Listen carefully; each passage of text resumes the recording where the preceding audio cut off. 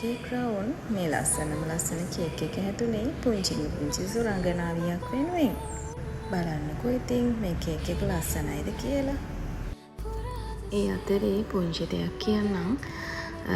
අපි small business කරන අය හැටියට ඇත්තටම අපේ ප්‍රොඩක්ට් එක සම්බන්ධයෙන් වීඩියෝස් හදලා අප්ලෝඩ් කරනවා.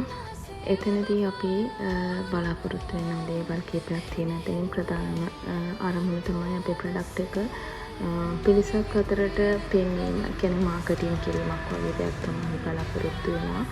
එතනින් එහාට අපි ඇත්තටම අපේ ඉන්න ෆලෝවර්ස් ලාගෙන්, ෆ්‍රෙන්ඩ්ස් ලාගෙන් බලාපොරොත්තු වෙනවා පුංචි ලයික් එකක්, කමෙන්ට් එකක්.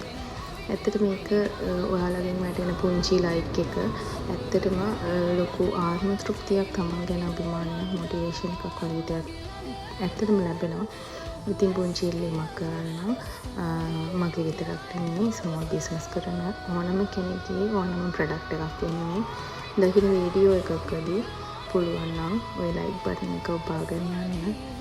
ඇත්තට මේක ලොකු මොටිවේෂන් එකක්.